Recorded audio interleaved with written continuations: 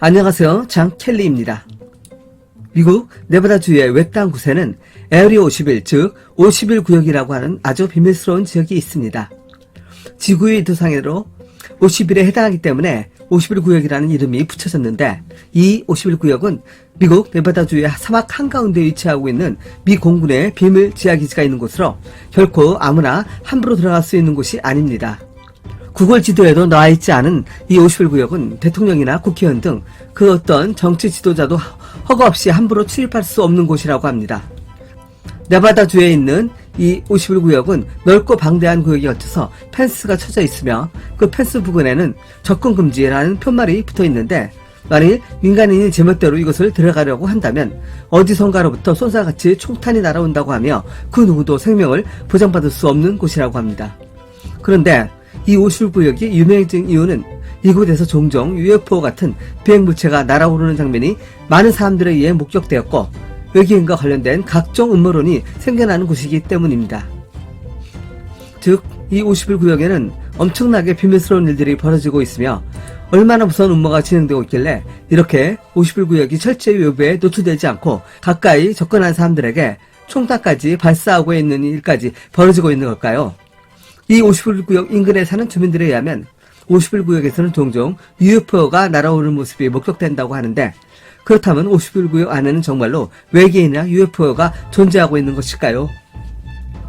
그런데 어느 날 51구역에는 외계인이 존재하며 이곳에서 자신이 직접 외계인과 UFO를 목격한 적이 있다는 한 과학자의 증언이 나와서 큰 관심을 끌고 있습니다.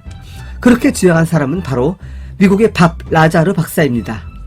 MIT 공대의 물리학 박사 출신인 밥 라자르 박사는 철저히 비밀에 쌓여있는 51구역에 대한 비밀을 폭로하고 나섬으로써 세계인들로부터 커다란 관심을 끌고 있습니다. 2019년도에 세계의 곳곳에서 몰려온 수백 명의 사람들이 이 51구역 앞에 모여서 51구역에서 벌어지는 외계인과 관련된 사실의 전모를 낱낱이 공개해 줄 것을 요구하면서 대대적인 시위를 벌인 적이 있어서 이 51구역은 세계인들의 주목을 끄는 핫스팟 지역으로 급부상하고 있습니다. 그렇다면 과연 51구역에서는 어떤 일이 벌어지고 있는 것인지 지금부터 51구역에 대한 추적을 시작해볼까 합니다. 이 51구역이 유명해진 것은 일부 미국 과학자들이 일단 외계인과 함께 이곳에서 비밀리에 UFO 등 최첨단 무기를 연구 개발하고 있다는 주장이 폭로되었기 때문입니다. 특히 MIT 공대의 물리학 박사 출신인 밥 라자르 박사는 1989년 11월 라스베가스 방송국에 출연해서 자신이 51구역에 근무한 적이 있으며, 자신이 51구역 내의 S4 기지에서 근무할 당시에 9대의 비행 접시를 직접 목격한 적이 있다고 증언해서 세상을 깜짝 놀라게 했습니다. 미국의 물리학자이면서 전기공학자인 밥 라자르는 나는 51구역에서 근무할 때 분명히 외계인과 UFO를 목격했으며, 외계인의 비행물체는 우리 기술보다 수백 년 이상 앞선 기술이었다고 자신의 목격담을 공개에 선언했습니다. 밥 라자르 박사는 1989년도에 라스베가스 방송국에 출연해서 51구역의 극비 사실들을 전격 폭로했습니다. 밥 라자르 박사는 방송국을 방문해서 자신은 갈릴레오라고 명명된 정부의 극비 프로젝트 사업에 참여해서 이러한 사실이 있다고 주장했습니다. 미국 정부의 비밀 프로젝트 사업인 갈릴레오는 외계인 기술의 역공항을 연구하는 극비 사업으로, 이 사업은 네바다주에 있는 51구역 안에 있는 S4라는 비밀 기지에서 극비대에 진행되었다고 합니다. 밥 라자르 박사는 MIT 공대에서 물리학을 전공했고, 로스 알라모스 국립연구소에서 가속기 등을 관리했던 물리학 지원으로 자신이 소속된 회사 EGNG사로부터 네바다주의 51구역으로 발령이 나면서부터 51구역에서 일하게 되었다고 합니다. 밥 라자르 박사는 자신의 의지와는 상관없이 51구역의 깊숙한 지하기지 속에 있는 S4 기지에서 외계의 비행물체의 역공학을 연구하는 프로젝트 팀에서 일했다고 합니다.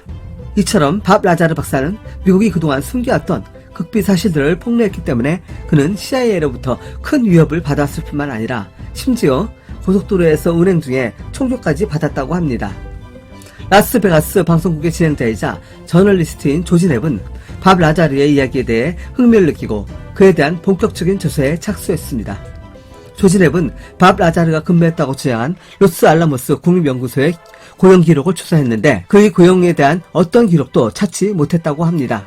그리고 조지 랩은 밥 라자르의 출생 기록과 대학 성적 증명서도 조사했는데 그에 관한 모든 기록들이 누군가에 의해 말소되었다는 사실을 알아냈습니다. 그런데 조지 넵은 곧이어 밥 라자르의 기록이 말소된 이유를 알아낼 수 있었습니다.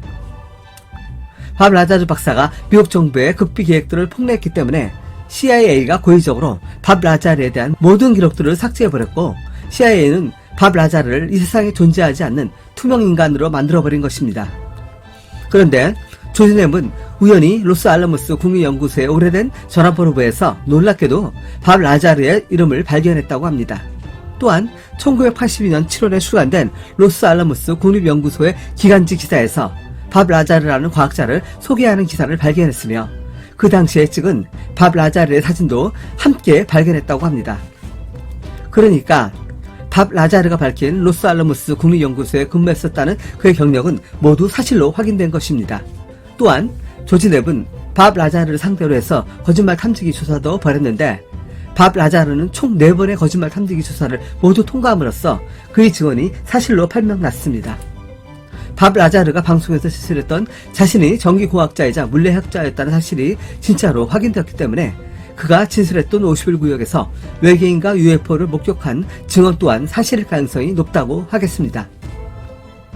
밥 라자르 박사의 51구역에서의 외계인 목격담. 아무튼 51구역에서 근무한 적이 있는 밥 라자르 박사는 다음과 같이 51구역에서 자신이 진행했던 일들을 솔직하게 진술했습니다. 밥 라자르 박사는 1987년 10월부터 1989년 4월까지 1년 4개월 동안 51구역 내의 S4 기지 깊숙한 지하 기지에서 근무했는데, 그가 담당했던 업무는 외계인의 비행 접시가 어떤 논리에 의해서 운행되는지를 연구하고 조사하는 것이었습니다. 밥 라자르 박사가 근무했던 S4 기지는 51구역으로부터 서쪽으로 16km 떨어진 지하 비밀기지이며 넓은 의미로 보통 51구역이라고 부른다고 합니다. 밥 라자르가 근무했던 S4 기지에는 지름이 9에서 12m나 되는 9대의 비행 접시들이 경납고에 있었고, 그는 그 비행 접시의 비행 원리를 알아내기 위해서 직접 한 대의 비행 접시를 분해한 적이 있다고 합니다. 밥 라자르 박사는 그 지하 비밀기지에서 외계인 기술에 관한 수많은 비밀 문서들을 볼 수 있었고, 또한 외계인들의 시체도 보았다고 합니다. 라자르 박사가 일하는 그 비밀기지의 한 경납고 안에는 9대의 서로 다른 종류의 비행 접시들이 있었다고 합니다. 이곳에 있는 비행 접시들 중 일부는 현재도 완벽하게 작동하고 있으며, 또한 나머지 일부는 그가 직접 해체 분해했다고 합니다. 밥 라자르 박사는 외계인의 비행 접시가 어떤 원리에 의해서 중력의 영향도 받지 않고 초스피드로 비행할 수 있는지를 알아내기 위해서 직접 비행 택시 한 대를 완전 분해해 조사했다고 합니다. 그때 밥 라자르 박사는 자신이 조사했던 그 비행 접시가 외계인들이 몰고 왔던 비행체였다는 사실을 전해 들었다고 합니다. 그 비행 접시는 제타 레티쿨리의 4번째 별에서 온 외계인들이 타고 왔다고 하며, 그들은 바로 그레이 외계인이라고 합니다. 또한 이 비행 접시는 하단에 있는 원자로에 의해서 움직이게 된다고 하며, 원자로에서 사용되는 연료는 원자번호 115번의 원소라고 하는데, 이 원소는 현재까지 세상에 존재하지 않는 원소라고 합니다. 비행 접시의 추진 연료로 사용되는 원소는 A 중력파의 원천이 된다고 합니다. 비행 접시는 A 중력파에 의해서 시간과 공간을 왜곡함으로써 아주 빠르게 운영되는 것으로, 비행 접시를 안 보이게 투명하게 할 수도 있고 아주 먼 거리를 아주 짧은 시간으로 단축해서 비행할 수 있게 만든다고 합니다.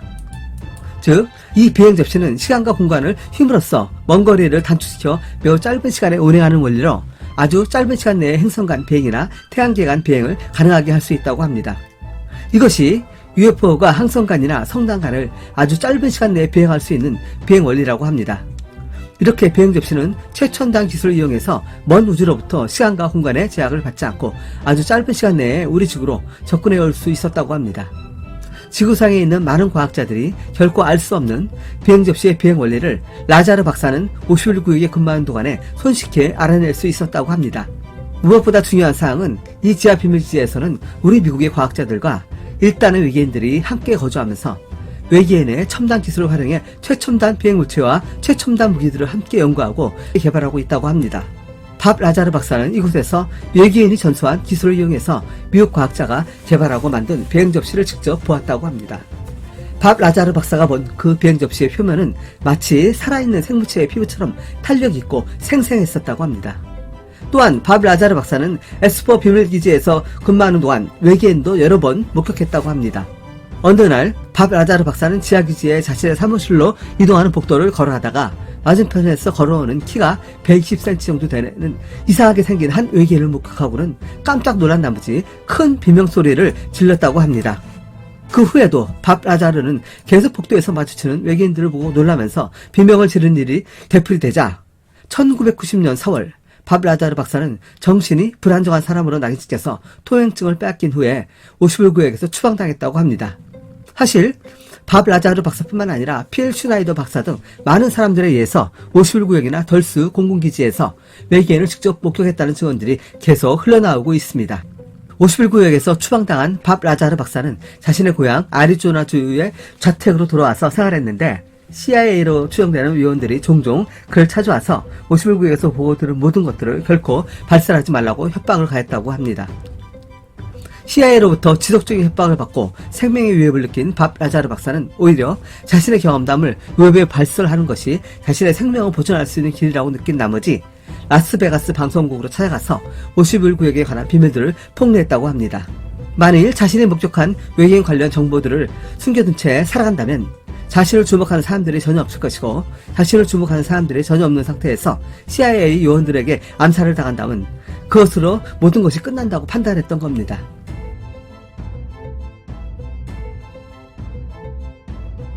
그래서 밥 라자르 박사는 1989년도에 라스베가스 방송국으로 찾아가서 자신이 50일 구역에서 보고 들었던 경험담과 목격담들을 솔직하게 폭로했다고 합니다. 또한 밥 라자르 박사는 또 다른 방송국을 찾아가서 똑같이 외계인과 UFO 목격담을 공개하고 폭로했습니다. 이렇게 밥 라자르 박사는 여러 방송국들을 전전하면서 방송했기 때문에 미국과 유럽에서 대단히 유명한 유명인사가 되어버렸고 그가 출연한 방송국에서도 그를 주시하면서 그의 동태를 살피면서 연락을 취하는 등 그를 보호해주는 조치를 취했기 때문에 밥 라자르 박사는 오히려 안전하게 살아올 수 있었다고 합니다. 그렇지만 밥 라자르 박사는 한때 CIA 공작에 의해서 죽을 뻔한 위기를 겪었다고 합니다. 밥 라자르 박사가 고속도로를 차로 타고 다니던 중 다른 차량으로부터 여러 발의 충격을 받았다고 합니다. 총탄들이 빗나간 후 라자르 박사는 빠른 속도로 차를 몰아 그곳을 벗어났기 때문에 그는 간신히 생명을 보존할 수 있었다고 합니다. 그때 그 고속도로에서 그에게 총격을 가한 사람은 영락없는 CIA 요원들이라고 합니다. 밥 라자르 박사 외에도 외계인 관련 증언을 한 사람들은 또 있습니다. CIA에서 비밀 임무를 수행했던 파일럿 존 리어라는 인물도 있습니다. 존 리어는 1987년도에 미국 뉴스와의 인터뷰에서 외계인의 존재에 관한 증언을 했습니다. 존 리어는 미국 정부가 15개의 비행 접시를 수거해서 보관해 오고 있으며 특히 비밀 지하기지의 초전 보관소에서 59개의 외계인 시체를 보관하고 있다고 밝혔습니다. 이 비행 접시와 외계인 시신을 보관하고 있는 것은 바로 50일 구역이라고 합니다. 이처럼 밥 라자르 박사와 존 리어 모두 외계인의 존재와 UFO 목격담 그리고 52일 구역의 존재를 똑같이 증언하고 있습니다. 그런데 밥 라자르 박사는 이 같은 50일 구역의 비밀을 폭로하고 난 뒤 감쪽같이 사라졌습니다. 그 후에 밥 라자르 박사는 더 이상 언론에 나타나지 않았고 종적을 완전히 감추었습니다. 그러던 중 2003년 115번 원소가 실제로 존재한다는 과학계의 발표가 나왔습니다. 2003년도에 115번 원소가 실제로 존재한다는 사실이 러시아의 연구진에 의해서 밝혀졌습니다. 이로써 밥 라자르 박사가 1989년도에 주장했던 비행 접시를 움직이는 원동력이 된다고 주장한 원소 115번이 14년이 지난 후에 실제로 존재한다는 사실이 밝혀진 것이어서 50일 구역에 관한 밥 라자르 박사의 주장에 대한 신뢰성을 한결도 높여주고 있습니다. 115번 원소는 밥 라자르가 그 존재를 주장했던 1989년 당시에는 전혀 존재하지도 않은 원소였습니다. 그러다가 14년이 지난 2004년도에 러시아 과학자 연구에 의해서 존재한다는 것이 최초로 밝혀진 것입니다. 이처럼 115번 원소가 있다고 주장한 밥 라자르 박사의 주장이 14년이 지난 후에 사실로 밝혀짐으로써 밥 라자르 박사의 그동안의 모든 주장들이 사실일 가능성이 한결도 높아진 것입니다. 그런데 오랫동안 사라졌던 밥 라자르는 2018년 12월 돌연 세상에 다시 나타났습니다. 밥 라자르는 제레미가 진행하는 다큐멘터리 방송에 출연해서 다음과 같이 고백했습니다. 밥 라자르는 50일 구역에 대한 폭로를 한 후 자신은 미국 정부 당국으로부터 강한 신변 압박을 받아왔고 나뿐만 아니라 가족들의 삶까지도 위험에 빠졌다고 실토했습니다. 이 같은 신변의 압박 때문에 밥 라자르는 그동안 언론에 일체 나오지 않고 숨어서 지내왔다고 합니다. 현재 밥 라자르는 아내 조이 화이트와 함께 과학 장비를 판매하는 작은 회사를 운영하고 있다고 합니다. 그는 자신의 신변을 보호하기 위해서 그동안 더 이상 51구역에 대해서 언급하지 않았다고 합니다. 왜냐하면 그는 CIA로부터 죽이겠다는 살해법을 많이 받아왔기 때문입니다. 최근까지 정부 당국과 CIA는 밥 라자르를 지속적으로 감시해 왔다고 합니다. 밥 라자르가 이 다큐멘터리를 찍게 된 것은 상당한 용기가 필요했다고 합니다. 이 방송에서 밥 라자르는 이제 1989년도와 세상이 많이 달라졌습니다. 정부가 원하는 대로 모든 정부가 통제되는 시기가 아닙니다. 라고 미국 정부에 경고의 메시지를 보내면서 내가 가고 51구역에 대해서 폭로한 것들은 모두 사실이고 한치의 거짓도 없다라고 다시 한번 강조해서 말했습니다. 밥 라자르 박사와 존 리어의 증언이 사실이라면 미국 네바다주의 51구역의 지하기지에는 일단의 외계인들이 살고 있다는 것을 의미합니다. 미국 네바다주의 아주 비밀스러운 지하기지에서 외계인들은 어떻게 살 수 있게 되었을까요? 이에 관해 밥 라자르 박사는 51구역에서 매우 중요한 문서를 하나 발견했다고 합니다. 2차 세계대전 때부터 UFO들이 미국과 세계 여러 나라에 빈번하게 많이 출현했습니다. 미국의 국회의사당과 백악관 상공회까지 UFO들이 계속해서 나타나자 큰 위기감을 느꼈던 미국 정부는 외계인들과 만나 협상을 벌이기로 결정했고 다각적인 방법을 시도해서 결국 일단의 외계인들과 만날 수 있었다고 합니다. 1950년도와 1964년도 두 번에 걸쳐서 미국 최고 지도자와 외계인 지도자가 실제로 만나서 협상을 벌였다고 하며 두 지도자 사이에 다음과 같은 계약을 체결했다고 합니다.